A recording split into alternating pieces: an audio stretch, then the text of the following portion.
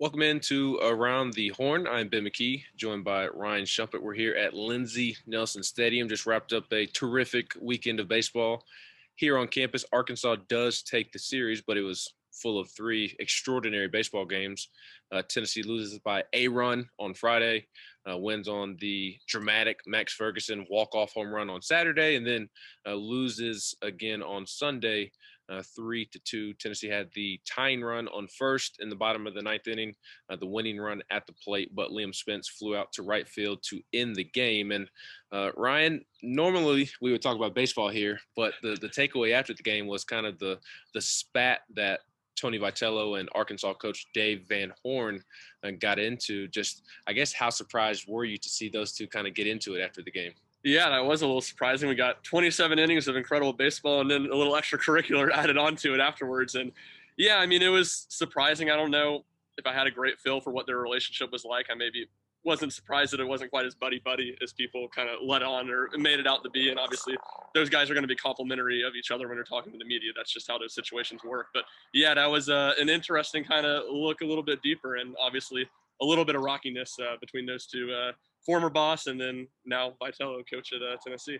Absolutely. And it was surprising, but it wasn't surprising. What wasn't surprising was while Arkansas was going through its handshake line after winning the game, and as Arkansas was making its way out to left field, Arkansas was waving goodbye to Tennessee's players.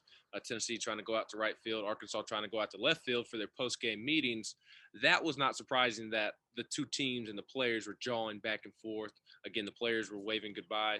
Evan Russell either did not like that in general, or maybe somebody said something to him specifically, but Evan Russell kind of started walking towards the Arkansas side of things, and both teams started inching a little bit closer to one another towards center field, but eventually went their separate ways. So that wasn't surprising, and that was after the two coaching staffs shook hands and shook hands in quotations.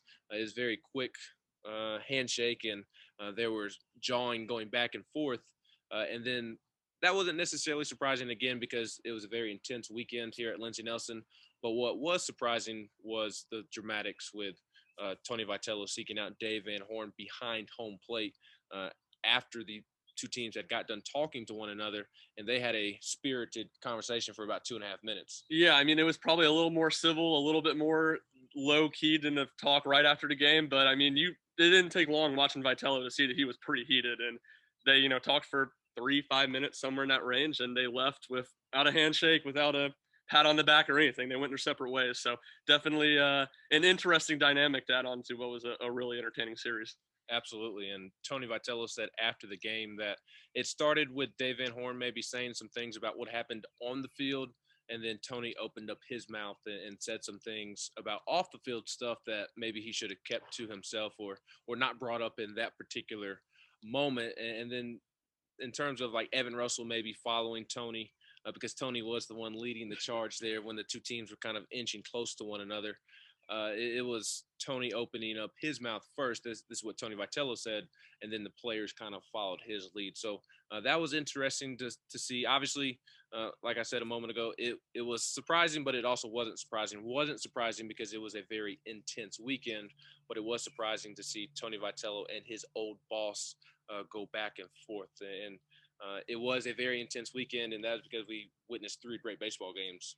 Absolutely. And, you go back and you said every single game by one run. I think 15-16 was the final score in the weekend. And, maybe the funny thing is you think about the one point in the weekend, it felt like things had separated a little bit. And that was Saturday afternoon in the late inning games. And of course, Tennessee comes back and scores 3 runs in the ninth and wins the game. So incredibly 27 innings that were really intense, really tight. And I think you saw the hitting from both teams kind of shine most of the weekend, and it kind of was a little bit reversed. And you get to Sunday, you expect a high-scoring game, and both starting pitchers was really, really good.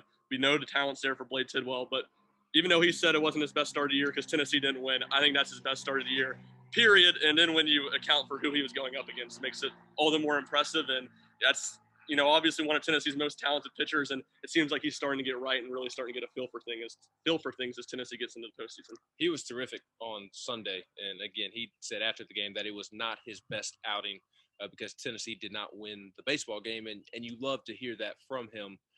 But it was his best outing, at least from the the person watching the game standpoint, our standpoint, vantage point, and statistically, it was a career high in strikeouts with 8. Uh, and then when you consider the team that he was pitching up against, arguably the best hitting lineup in the country, the number one team in the country. So Blake Tidwell was absolutely tremendous. And then things just didn't necessarily go Tennessee's way towards the end of the Sunday game to drop the series. Offensively, you left runners on base, and then in the field, maybe left Blade in a little bit too long. He walks the leadoff batter in the 8th inning, if I remember correctly, and he eventually comes around to score. So things just didn't break Tennessee's way towards the end of that Sunday game. Yeah, no doubt. And it was the small things that stood out about really all weekend and the Sunday game in particular. And it wasn't necessarily all Tennessee playing bad. You had the bloop double. Drew Gilbert kind of misreads that, probably gets to that ball. But the fact that that thing turns into a double, and then again all weekend, untimely wild pitches or pass balls with runner on second, that happens, gets him over. And Tidwell wasn't able to get a strikeout, and that run gets in. And I guess to me, that's kind of one of my takeaways is how brutal the 2 earned runs will look for Tidwell, because gave up 2 hits and just 1 hit in those 2 innings. And obviously he left that runner on that scored in the 8th inning. So a great outing for him, and really intense to little things. And that's what was so impressive about Arkansas, and in turn impressive about Tennessee all weekend is Arkansas, I think, made one mistake, that double play ball they should have turned in Saturday's game. Besides that, we're past just not making mistakes. They were making really hard plays. And anytime on Sunday they got runners with a chance to score, they got them in Tennessee. The fact that they were able to play so close and so tight and look like they were capable of not only playing with number 1 team in the country, but being the number 1 team in the country, it just looked just as good as Arkansas for a lot of that series. So I think that stands out, and it's a good lesson for Tennessee at just how small that margin for error is when you're playing the Arkansas, Vanderbilts. They should have that lesson going into postseason play. And watching to the naked eye, Arkansas does appear to be maybe a smidge better than Tennessee. They do everything so well, whether it's defensively or at the plate, on the mound, bullpen with Kevin Kopps coming out of the bullpen. And he was the difference in the series to me on Friday. Throws 66 pitches and shuts Tennessee down at the end of the game, and then does give up a run here in the 9th inning on a Connor Pavolony RBI single, but shut down Tennessee at the end of this game as well. To me, he was the difference in the weekend. I would completely agree, and I would almost expand it to the whole Arkansas bullpen, because obviously, I don't remember who was in there in this 9th inning on Saturday. He obviously struggled. I don't think they hardly gave up another run besides. It was the freshman Jackson Williams, I believe. Wiggins, I think. Wiggins, yes. Wiggins. Yeah. So besides that, and then the Kopps gave up 1 run here. I don't think they gave up another run the rest of the weekend. And you look back at the Friday and Saturday game, Tennessee was able to run the starter early, and then Arkansas's mid relievers, who they've been good, but they hadn't been elite. They kind of came in and steadied the game for Arkansas in both those games. Obviously allowed them to come back and win Friday, allowed them to come back and get the lead Saturday before Tennessee took it back. But it's just what a weapon Kevin Kopps is one of the takeaways, because you're sitting there today, he's going to go. I don't think you knew he was going to go 3 2/3, which is impressive that he was able to do that after how much he threw on Friday. But it felt like Tennessee needed to take advantage of those opportunities they had. I think it was in the 5th and the 6th inning with the bases loaded, and then 2 on. Kopps comes in the 6th inning, shuts him down. Kyle Booker is in the 3-2 count, really intense at bat. You're thinking push it, get it to Liam Spence, or I guess it would have been Connor Pavolony. He had a great weekend, but weren't able to do it. And Kopps from there on was just absolutely locked down and didn't give Tennessee a whole lot of chances. If Jack Leiter wasn't having the season that he's having, it feels like Kevin Kopps would be talked about more amongst SEC baseball fans and college baseball fans in general. But he was the difference. And to go and circle back to something that you somewhat brought up, I walk away from this weekend thinking that Tennessee is more than capable of winning a national championship. And I say that because they just competed with the number 1 team in the country for 3 straight days. And I thought Connor Pavolony summed it up perfectly after the game, that they had them on the ropes for 3 straight games. And the number 1 team in the country was nervous for 3 straight games. So there's maybe some concern about pitching depth when you get into a regional or the SEC tournament or the College World Series. If Tennessee makes it that far, some concerns with pitching depth maybe. But still, this Tennessee team can play with anybody. They can beat anybody. And that showed this weekend, because I said it coming in. I think Arkansas is the best team in the country, and they showed that they can play with them. They showed that they can beat them. And if a couple breaks go their way, they're walking out of here with a series win. Yeah, absolutely. And I think what stands out was what Tennessee's bats were able to do this weekend. They'd heated up the last 3 weekends, and you knew it was legitimate, but to the same degree, you were playing lesser competition. How much of that can they carry over against the top team like Arkansas? And they really did. The power was there all weekend. I guess didn't have any homers on Sunday, but I thought one of the biggest moments of the weekend is kind of overlooked is the back-to-back homers Tennessee got with 2 outs in the 7th inning of Saturday's game from Max Ferguson, and then again in the 8th from Jordan Beck, because Arkansas kept the pressure on Tennessee all weekend. That was another common theme. They were consistently getting insurance runs late in games. Tennessee was able to match with some on Saturday to keep them in striking distance and then make it possible for them to have that big 9th inning that they did. So the offense is one of the things that stands out, I guess, the biggest to me. And then Blade Tidwell, I've talked about it at length. He's the most talented pitcher Tennessee has. When he's clicking, Tennessee has 2 really good starters, and their pitching staff comes a lot more formidable. And we also need to highlight Will Heflin, because Will Heflin was terrific during Saturday's game, and he did give up 3 runs there in the 6th inning. But if you were to ask Tony Vitello, or I would imagine Will Heflin himself, 3 runs in 6 innings, are you taking that today? I think that they would both take it 10 out of 10 times. And although Arkansas was able to distance themselves somewhat late in that game, Will Heflin is the reason that Tennessee had a chance at the end of that game to upset Arkansas, because he did not allow a base runner until the 5th inning, did not allow a hit until the 6th inning. He was just absolutely tremendous. And I tweeted this out on Saturday afternoon, but Tennessee has lost 3 opening games this season, just 3. They lost to Alabama, the opening game of that series. They lost to number 2 Vanderbilt, the opening game of that series, and then on Friday to number 1 Arkansas. And each time Will Heflin has got the ball, and each time Tennessee has won that game after losing the opener. Yeah, it's the reason he's fit into that role so well. You know, when he started there, it was a question of will he stay there the whole year, and I think that's why he's kind of taking the reins of it. Is when Tennessee's needed him the most, he's been the best, and when the opponent has been the highest, it seems like he's been his best.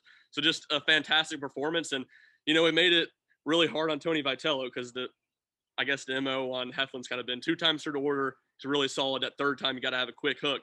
He enters the 3rd time not having given up a hit, or I guess I think the 9-hitter had gotten the first hit all game. So it was, you got to have the confidence in him, and that's Vitello has been consistent on that theme all year. When pitchers are pitching well, his starters, he's going to give them a little more rope than the average fan might expect. Which is why Blade Tidwell came back out there for that first hitter of the 8th inning today. Exactly. So it was really showed a lot from Heflin, and was just crucial. Again, he left the game with trailing, I guess, but he put Tennessee in a great spot to win. And again, kind of going on the theme of him being really good after losses, a lot of those games, not a ton of run support either. So Tennessee's needed him not only just to get us in the 5th inning, 3 or 4 runs. They needed him to be really stellar, and he's been that in all 3 games. He's been terrific. And now Tennessee exits this weekend with a chance to win the SEC East next weekend. They'll technically also have a chance to win the SEC as a whole, but because they lost today's game to Arkansas, they are now a game back of Arkansas, and Arkansas will need to have their worst weekend of the season, their last weekend of the season. I don't even know who they play off the top of my head. Florida. Okay, they play Florida, so that's quite possible. Now, Florida lost today to Georgia, and Florida has been up and down at times, but Florida is definitely capable of knocking off Arkansas, but it would probably take a sweep of Arkansas for Tennessee to have a chance at winning the league, because Tennessee has no easy weekend next weekend either. They go to South Carolina, and South Carolina is a top 20-ish team. So Tennessee, if they can win 2 of 3 in Columbia and get some help from the Gators, and they also need some help from Kentucky as well, because Vanderbilt hosts Kentucky to end the season, and theoretically on paper that should be a sweep as well. It was also supposed to be a sweep for Mississippi State this weekend when they played Missouri. That did not go according to plan, as Mississippi State lost that series. So big weekend coming up, and although they may need to get some help elsewhere, Tennessee has a chance to win the SEC regular season title, and if not the whole league, then at least the SEC East title. Yeah, and that's a huge game that's going on as we record. Ole Miss playing Vanderbilt in Game 3. Vanderbilt loses, they'll be half a game behind Tennessee. If they win, they'll be half a game ahead. Last I saw was 10-3 Ole Miss. Not sure if that's changed. So that's a massive game. And yeah, you look, Florida obviously capable of getting a series win. Hard to think they sweep, and Florida especially has struggled on the road this year, and that series is in Fayetteville. So it's hard to think even Florida gets a series win, but it's certainly possible. Florida's got a really good team. And then a note on South Carolina, they've kind of been reeling the past few weeks entering this weekend. They won the first 2 games against Kentucky, and they were up big in Game 3 today. So South Carolina's starting to kind of get their legs under them, and they're in that 20 potential regional host list, and I think they're kind of probably in that 17 to 20 range. But that shows there's going to be a lot to play for next weekend for South Carolina, and obviously a lot to play for Tennessee. So it should be a really interesting series and another great opportunity for this Tennessee team in the regular season. And the last thing I want to mention is the environment here at Lindsey Nelson Stadium all weekend was just tremendous. From the moment Peyton Manning threw out the first pitch on Friday until the final out of today's game, the fans were all the way into the game. Multiple standing ovations. Max Ferguson received a standing ovation when he stepped to the plate in his first at bat.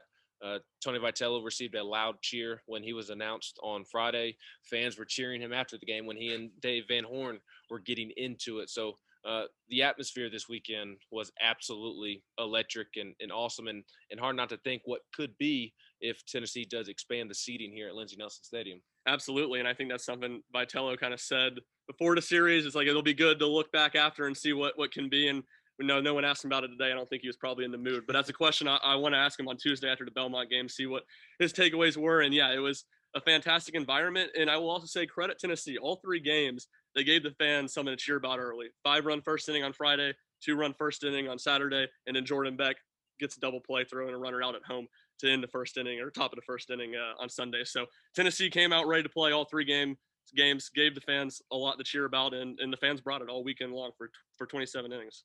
Evan Russell also made a heck of a play just down the left field line along the bullpen fence. That should be a Sports Center top 10 play.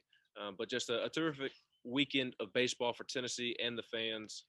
Tennessee didn't necessarily play bad baseball just because they lost the series.